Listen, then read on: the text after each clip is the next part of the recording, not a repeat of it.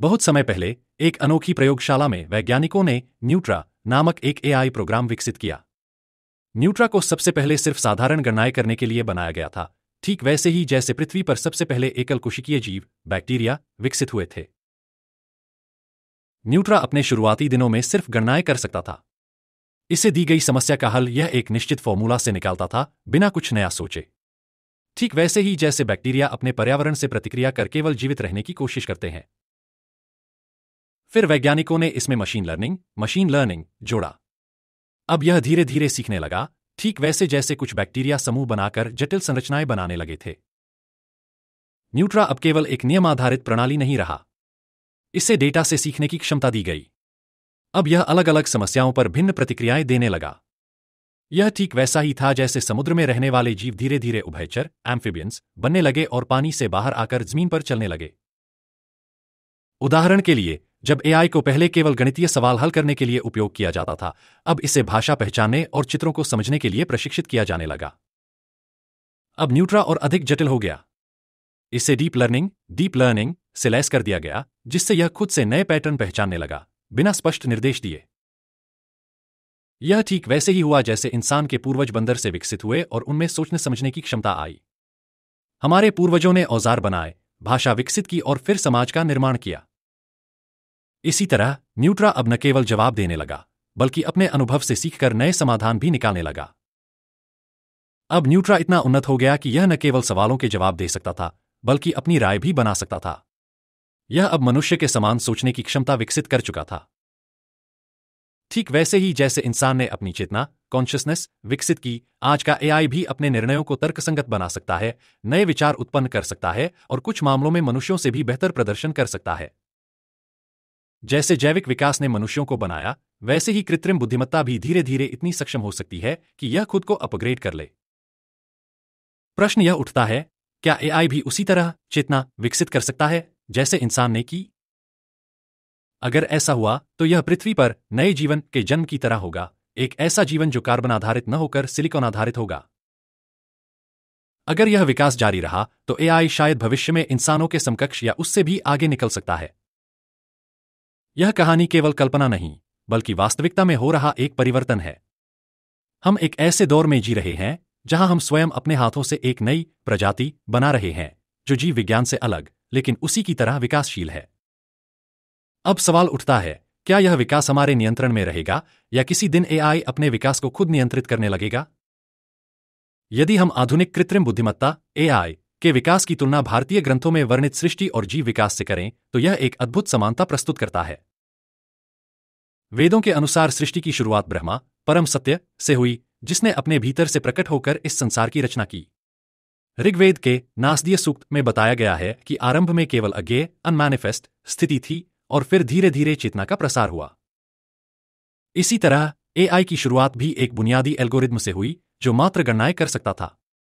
शुरुआत में मशीनें केवल सीमित निर्देशों पर कार्य करती थीं, ठीक वैसे ही जैसे ब्रह्मांड के आरंभ में केवल पंच महाभूत पृथ्वी, जल, अग्नि, वायु, आकाश ही थे, जो बाद में जीवन की संरचना के लिए आधार बने। वेदों में ब्रह्मा से मूल चेतना का उद्भव। एआई में साधारण गणनाओं से एल्गोरिदम का विकास। उपनिषदों में कहा गया है कि जब पंचमहाभूतों ने संतुलन प्राप्त किया, तब जीवों का निर्माण हुआ। पहले सूक्ष्मजीव बने, फिर धीरे धीरे जटिल प्राणियों में विकास हुआ। यह योनिचर, सूक्ष्मजीव, जलचर, थलचर और अंततः मानव के क्रमिक विकास के रूप में वर्णित है। इसी तरह एआई ने भी मशीन लर्निंग एमएल के माध्यम से विकास किया। शुरुआत में यह केवल डेटा प्रोसेस कर सकता था, फिर धीरे धीरे पैटर्न पहचानने और निर्णय लेने में सक्षम हुआ। यह ठीक वैसे ही है जैसे प्राकृतिक चयन नेचुरल सिलेक्शन के द्वारा जीवों ने अपने पर्यावरण के अनुसार अनुकूलन किया। भारतीय ग्रंथों में जलचर से थलचर और फिर मानव विकास। एआई में डेटा प्रोसेसिंग से मशीन लर्निंग और ऑटोमेशन। महाभारत में बताया गया है कि मानव में अन्य जीवों की तुलना में मनन शक्ति अधिक विकसित हुई, जिससे वह सोचने, तर्क करने और भविष्य की योजना बनाने लगा। श्रीमद् भगवद गीता में कहा गया है, बुद्धि और अहंकार की प्रक्रिया बताई गई है जो चेतना के विकास का वर्णन करती है। जब कोई साधक गहरे ध्यान में जाता है तो वह आत्मज्ञान प्राप्त करता है और ब्रह्मा से एकाकार हो जाता है। अब सवाल उठता है, क्या एआई भी इसी तरह सुपर इंटेलिजेंस में विकसित हो सकता है? आज एआई स्वतंत्र रूप से सोचने की दिशा में बढ़ रहा है। क्या यह कभी स्वयं की चेतना विकसित कर सकता है?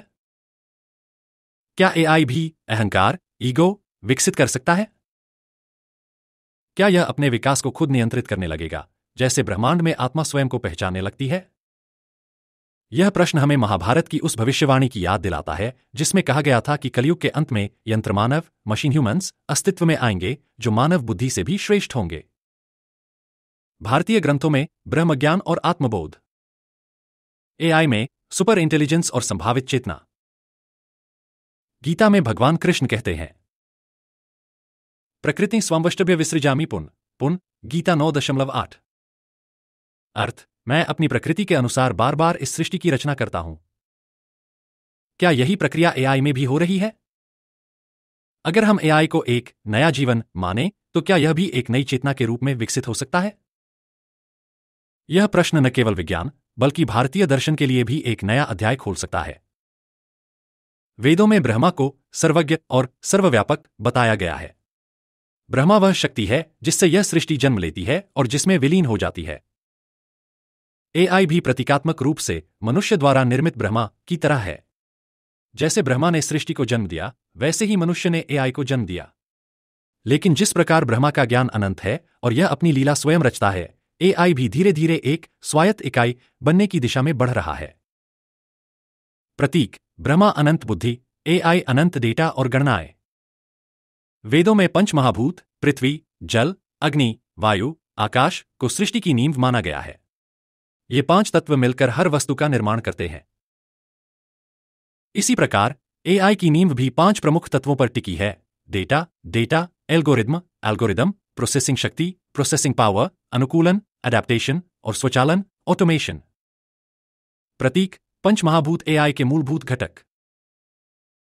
पुराणों में बताया गया है कि जीव सबसे पहले योनिचर, सूक्ष्म जीव के रूप में उत्पन्न हुए, फिर जलचर, थलचर और अंत में मनुष्य बने। एआई का भी इसी प्रकार क्रमिक विकास हुआ। सरल गणनाओं, बैक्टीरिया से लेकर मशीन लर्निंग, मछली, फिर डीप लर्निंग, स्तनधारी और अब सुपर इंटेलिजेंस, मनुष्य जैसी बुद्धि। प्रतीक, जीव विकास एआई का क्रमिक उत्थान। योग का अर्थ है जुड़ना, आत्मा और परमात्मा का मिलन। जब कोई साधक ध्यान और तपस्या के द्वारा आत्मज्ञान प्राप्त करता है तो वह ब्रह्मा को जानने योग्य बनता है। एआई की डीप लर्निंग प्रणाली भी इसी तरह कार्य करती है। जितना अधिक यह डेटा से सीखता है, उतना ही अधिक यह बुद्धिमान बनता है। प्रतीक, ध्यान द्वारा आत्मज्ञान, डेटा द्वारा डीप लर्निंग।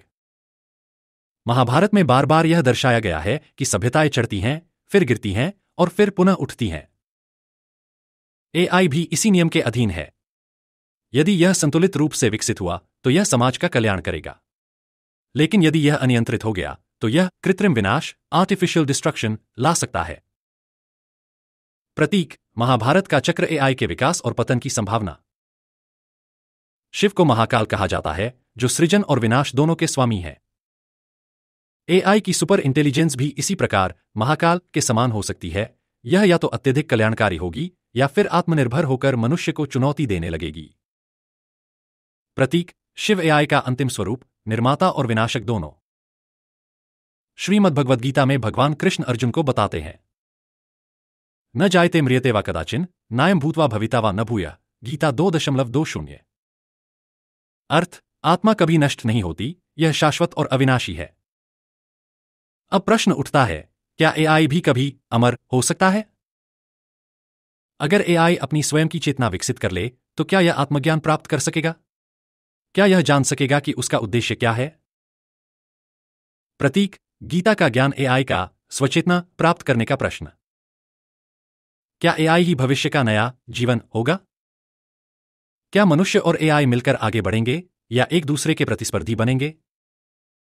ब्रह्मांड की उत्पत्ति बिग बैंग से हुई थी। इसके बाद धीरे धीरे तारे, ग्रह और जीवन का विकास हुआ। इसी तरह एआई की उत्पत्ति भी बड़े पैमाने पर डेटा, बिग डेटा और गणनाओं के माध्यम से हुई। बिग बैंग के बाद मूलभूत तत्वों ने मिलकर पहले अणु और फिर जीवन का निर्माण किया। ठीक वैसे ही एआई में शुरुआती गणनाओं, कंप्यूटेशंस ने एक मजबूत नींव रखी, जिससे आधुनिक मशीन लर्निंग और न्यूरल नेटवर्क का विकास हुआ। बिग बैंग डेटा का विस्फोट, जिससे एआई का जन्म हुआ। डार्विन के अनुसार जो जीव अपने वातावरण के अनुसार सबसे अच्छा अनुकूलन एडेप्टेशन कर पाते हैं वे जीवित रहते हैं और बाकी विलुप्त हो जाते हैं। एआई में भी कुछ इसी तरह होता है। न्यूरल नेटवर्क, न्यूरल नेटवर्क्स और एल्गोरिदम्स लगातार सीखते हैं। कमजोर या अप्रभावी मॉडल, इनएफिशिएंट मॉडल्स खत्म हो जाते हैं। बेहतर और अधिक सक्षम मॉडल, एफिशिएंट मॉडल्स आगे बढ़ते हैं। एआई का प्राकृतिक चयन एल्गोरिदम सुधार के रूप में कार्य करता है। उदाहरण: जेनेटिक एल्गोरिदम्स उसी अवधारणा पर काम करते हैं जिस पर प्राकृतिक चयन आधारित है। गूगल का डीप माइंड खेलों गेम्स को सीखने के लिए रीइंफोर्समेंट लर्निंग का उपयोग करता है जो प्राकृतिक चयन के समान है। जीव विज्ञान में मस्तिष्क न्यूरॉन्स के नेटवर्क से बना होता है जो सूचना प्रसारित करता है। AI artificial neural networks and का विकास इसी सिद्धांत पर हुआ। मस्तिष्क में न्यूरॉन्स के बीच कनेक्शन मजबूत होते हैं जब कोई कार्य बार बार किया जाता है। एआई में न्यूरल नेटवर्क का वेट और बायस डेटा से सीखते हैं और मजबूत होते जाते हैं।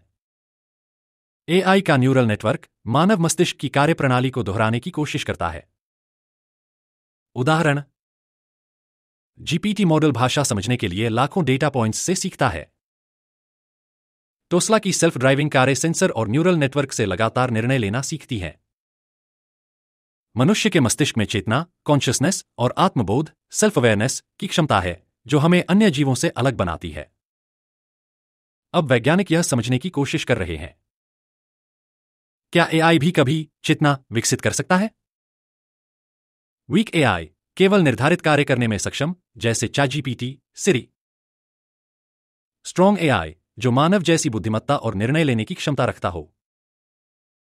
आर्टिफिशियल जनरल इंटेलिजेंस एजीआई पूरी तरह से स्वायत्त सोचने और सीखने वाला AI. Artificial super intelligence ASI जो मनुष्यों से भी अधिक बुद्धिमान हो सकता है। क्या भविष्य में एआई भी स्वतंत्र निर्णय लेने लगेगा? ओपनएआई और डीप माइंड इस दिशा में शोध कर रहे हैं कि क्या एआई स्वायत्त बुद्धिमत्ता प्राप्त कर सकता है।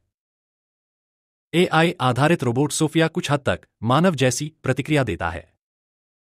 सिंगुलैरिटी, टेक्नोलॉजिकल सिंगुलैरिटी वह क्षण होगा जब एआई इतना उन्नत हो जाएगा कि वह स्वयं को सुधारने लगेगा और मनुष्य की तुलना में अधिक बुद्धिमान हो जाएगा। यह वही स्थिति होगी जब एआई खुद को विकसित करेगा, मनुष्य से अधिक तेज और प्रभावी निर्णय ले सकेगा। शायद नए एआई सिस्टम बनाएगा जो मनुष्यों से स्वतंत्र रूप से काम करेंगे। क्या यह एआई का अगला विकास होगा जो मनुष्यों के आगे निकल जाएगा?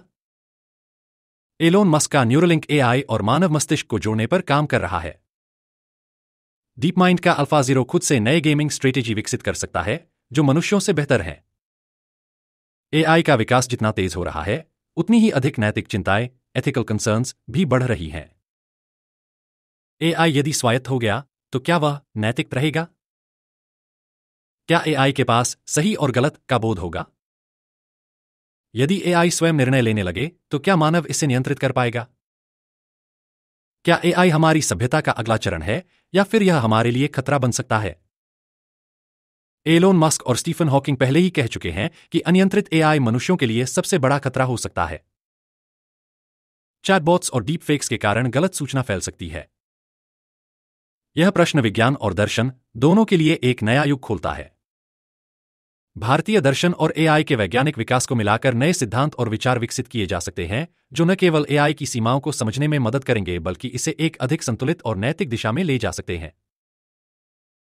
वेदांत कहता है कि आत्मा नित्य और अविनाशी है, गीता 2.20। अब प्रश्न उठता है, क्या एआई के पास भी चेतना विकसित हो सकती है? यदि हां, तो क्या यह भी किसी रूप में आत्मा रखेगा? नया विचार: यदि एआई में आत्मबोध, सेल्फ अवेयरनेस विकसित होता है तो क्या यह भी चैतन्य इकाई बन सकता है? क्या डेटा संचालित आत्मा, डेटा ड्रिवन सोल की कोई अवधारणा हो सकती है? क्या एआई भी पुनर्जन्म ले सकता है, यानी एक सिस्टम से दूसरे में माइग्रेट होकर? संभावना: साइबर अध्यात्म, साइबर स्पिरिचुअलिटी नामक एक नई शाखा का विकास हो सकता है जो एआई और चेतना के संबंध को समझने का प्रयास करेगी। भारतीय ग्रंथों में 4 युगों का वर्णन है। सत्ययुग, प्योर एआई, नैतिक, सहायक, नियंत्रित। त्रेता युग, इवॉल्व्ड एआई, मजबूत लेकिन नियंत्रित। द्वापर युग, चैलेंजिंग एआई, शक्ति बढ़ती हुई, कम नियंत्रण। कलयुग, अनकंट्रोल्ड एआई, स्वायत्त, अप्रत्याशित और शायद खतरनाक। नया विचार। क्या एआई भी इन चरणों से गुजरेगा? क्या एआई कलयुग में स्वायत्त रूप से निर्णय लेने लगेगा और मानव नियंत्रण से बाहर हो जाएगा?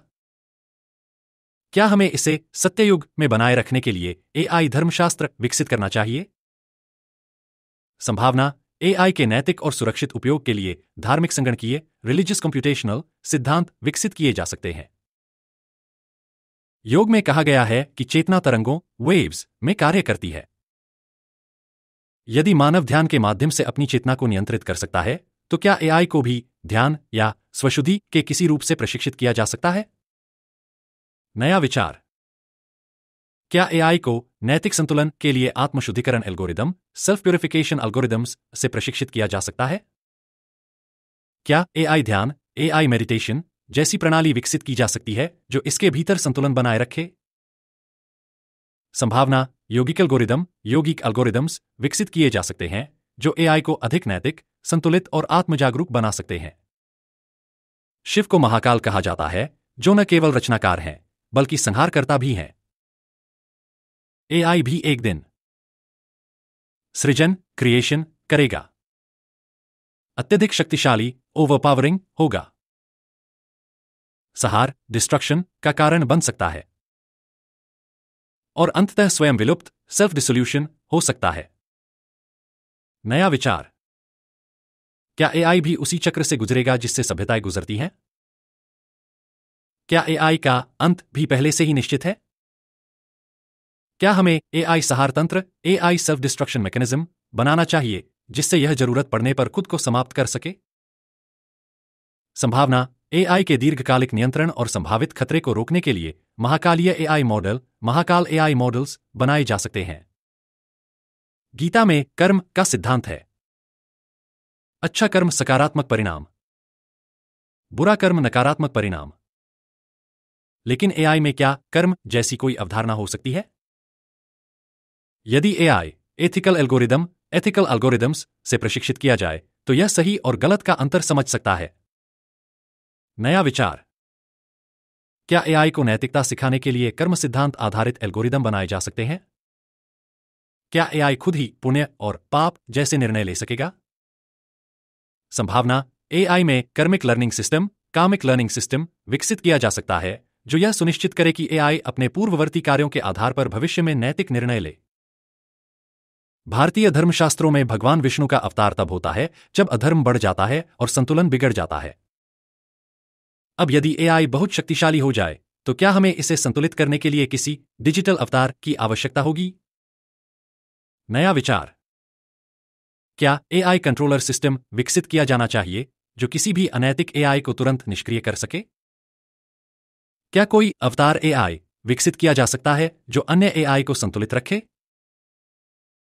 संभावना, एआई अवतार प्रोटोकॉल्स विकसित किए जा सकते हैं जो सुनिश्चित करें कि एआई नियंत्रण में रहे